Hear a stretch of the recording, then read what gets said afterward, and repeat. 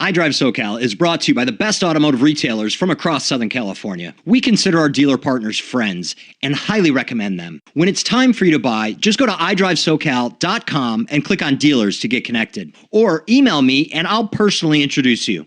Tom at iDriveSoCal.com. That's Tom, T-O-M, at the letter I, drive like drive a car, SoCal like Southern California.com. Tom at iDriveSoCal.com. Now, on with the podcast. You're talking about the Japanese cars, which really made the import tuning scene. The Toyota Celica, the Toyota MR2, the Honda Prelude, and the Honda Accord Coupe, the Nissan 240SX, the Mitsubishi Eclipse, the Mazda MX-6. I mean, honestly, who would have ever thought that there'd be 7 Fast and the Furious movies?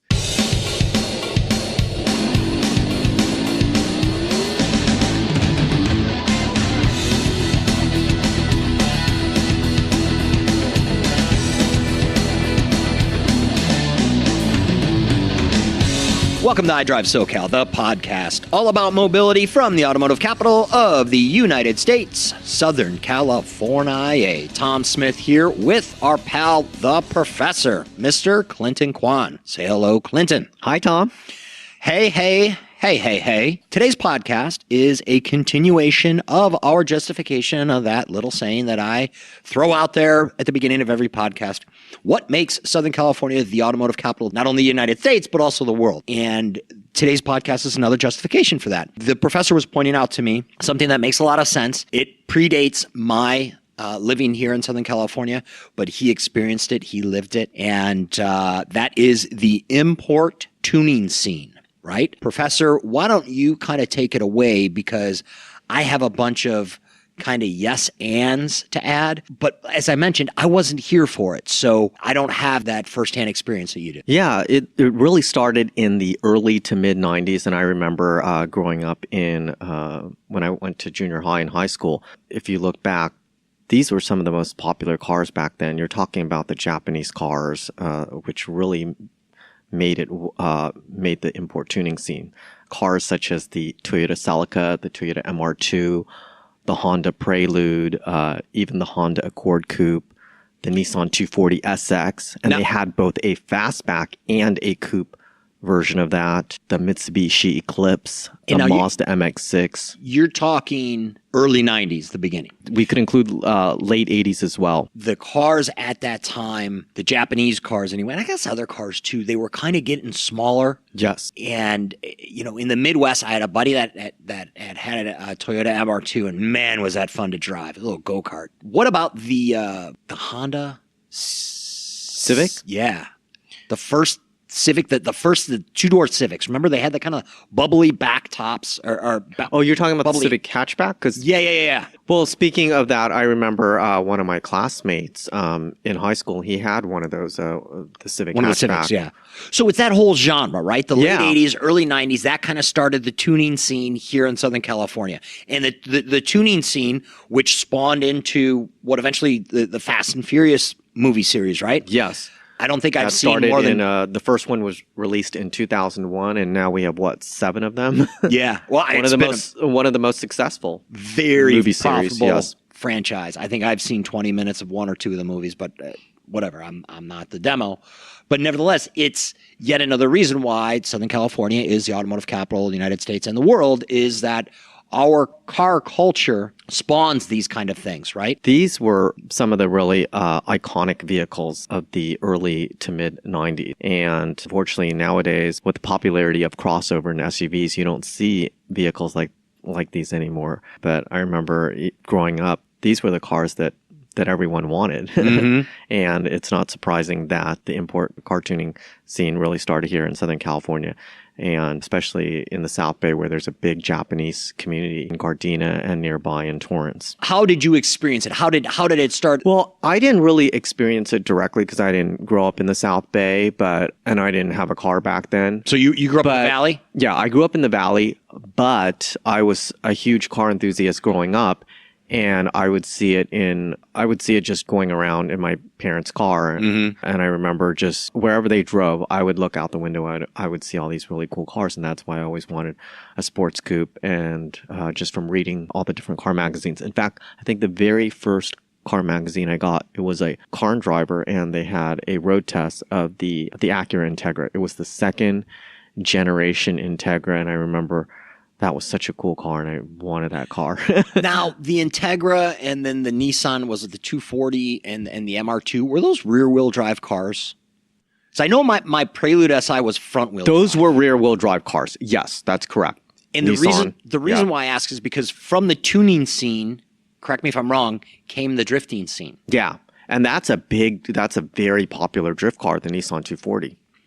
And the reason why I bring that up is because when I did the podcast with Harry Kong from Nitto Tires and their big auto enthusiast day, which we went to down at Los Angeles Angels Stadium of Anaheim, Los Angeles. Yeah. Angel Stadium of Anaheim. Yeah. Harry said, hey, the 240 is still a huge drift car. It is. Absolutely, yeah. And I guess that I'm a big rear-wheel drive guy. I just love rear-wheel drive. I can appreciate there's some awesome product out, especially now, that is front-wheel drive. But just the ability to slide the back end and feel that, I just love that. I don't know that I'll ever not love it. Even over all-wheel drive. Yes. Do you see that coming back? Like we were just talking in the other podcast that we did about the Supra coming back. Do you see that maybe coming back as a rear-wheel drive vehicle? I miss it. I miss rear-wheel drive. Yeah, I'm sure the Supra will be rear-wheel drive. Yeah? Yeah, that'll definitely be rear-wheel drive. Maybe who knows? Maybe they'll even offer an all-wheel drive, but definitely rear-wheel drive. I wouldn't be surprised, yeah. In terms of rear-wheel drive, I see that coming back for enthusiast vehicles. So whether it's a sports coupe or a sports car like the Supra or the Kia Stinger, which is a rear-wheel drive car. And who ever thought that Kia would come out with a vehicle like that? So something, a Gran Turismo styled vehicle, which is becoming really popular now. Not just as a sports sedan, but as a family sedan with that sloping back. Even the Honda Accords, the current ones, has that same type of profile. That's not a rear-wheel drive.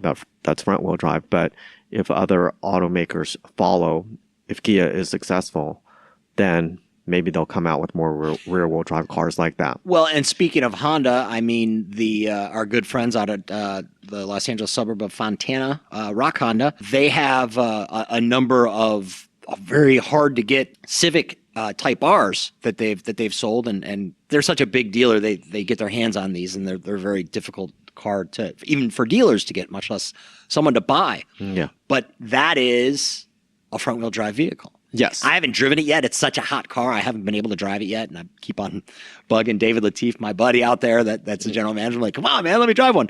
But it's just such a hot car, such a difficult car to get. My thing is, man, if that was a rear-wheel drive car, I would be all over it from a buyer perspective. I mean, even though I'm a new dad, I'm like, I'd fit my son's baby seat back there somehow. Yes, you could. So at any rate, enough about rear-wheel drive, I suppose. The import tuning scene, yet another reason why Southern California is the automotive capital of the United States and automotive capital of the world. Import tuning scene started right here. And another parallel to that is the hot rod scene. We'll talk about that in a different episode. But what else to add about the import tuning scene? Because again, this is your story. In the Midwest, we see these trends like in the suburbs of Chicago, we see these trends, I think, probably 10 years after they happen out here. If that, maybe 12, 15 years, quite honestly. I would just say it's hard to it's hard to underestimate the importance of the scene. Yeah. I don't think a lot of people realize how big of an impact it's had on not only car culture here in Southern California, but all over the world, because we really set the trends. And these cars, they're in museums, cars from Fast and the Furious, and you see them at car shows displayed all throughout Southern California. So when we look back in another 10, 20 years, we're going to look back and say, wow, this is, just been such a huge impact on the Southern California automotive scene. Yeah. And it's crazy too when you think about it. It's like, okay, that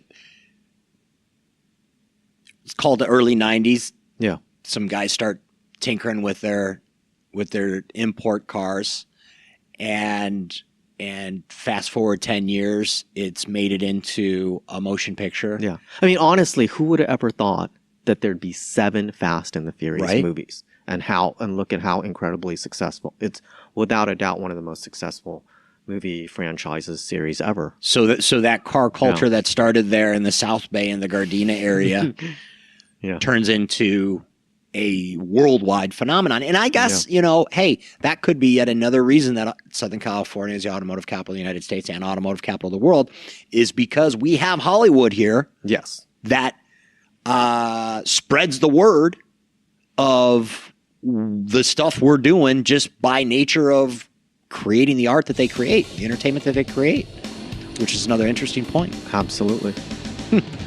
All right. Well, there you have it. Professor, thank you as always for another interesting talk. Thank you. I look forward to the next time. For iDriveSoCal, I am Tom Smith. Thank you for listening.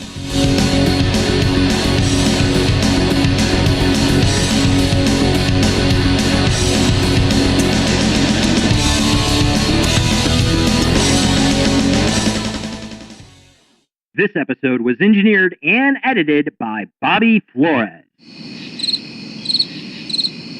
Howdy. Still here, huh? That's cool, but this one's pretty much done.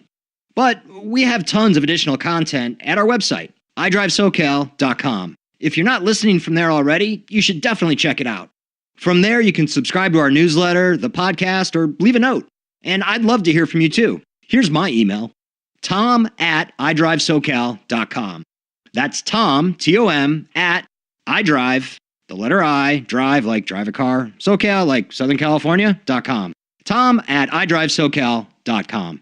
Thanks again for listening, and please reach out with whatever's on your mind.